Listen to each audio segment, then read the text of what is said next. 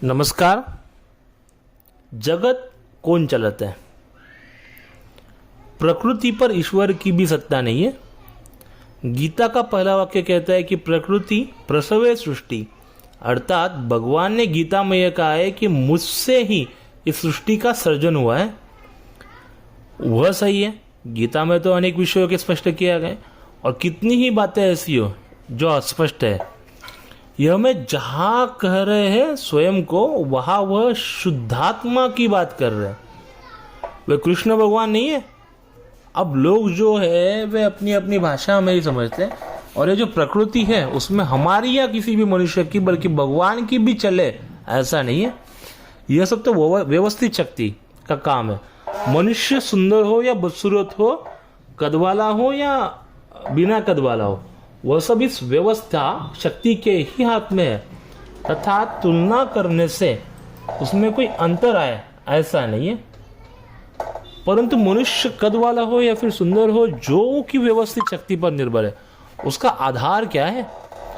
उसका आधार हम ही है। हमारा जो भी भाव पूर्व जन्म में था और उस भाव में हम जितना तन मन प्रकार हुए थे, वह इस जन्म में व्यवस्थित के रूप में आता है। जगत चले स्वभाव से ही।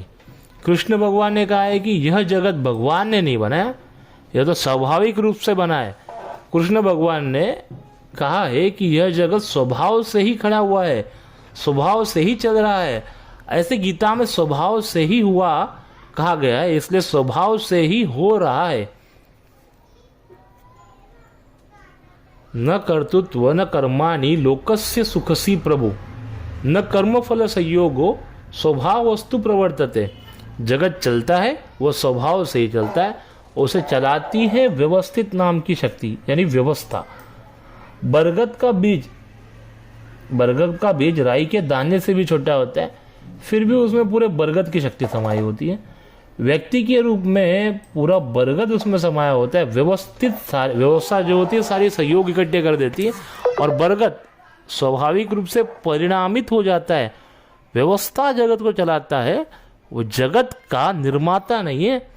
जगत तो स्वभाव से ही बना हुआ है और व्यवस्था जो दिखता है वो व्यवस्थित है, वह स्वभाव से ही और अनंत काल तक रहा है। किसी को बनाना पड़े ऐसा है ही नहीं। इस जगत के जो मूल तत्व है वो स्वाभाविक है।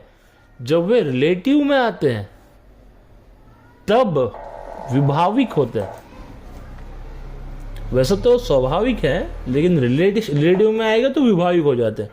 जगत यदि बंद हो जाए तो क्या होगा?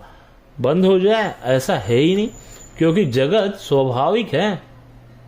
एआई सिस्टम है सारा, उसका स्वभाव जो है ऐसा है कि निरंतर चलता रहे। बरगद में से बीज और बीज में से बरगद। लोग कहते हैं कि भगवान चलाते हैं। यदि कोई चलाने वाला होता तो देर सवेर बंद तो हो जाता। मोक्ष जो जाते हैं वह भी स्वभाव से ही जाते हैं, इसलिए कुछ अटक जाते हैं बीच में ही।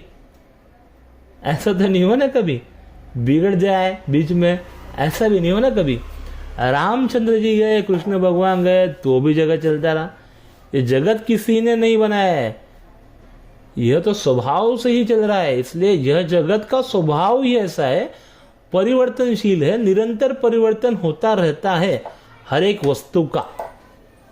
एआई सिस्टम है, जैसा मैंने आपको पहले ही बताया।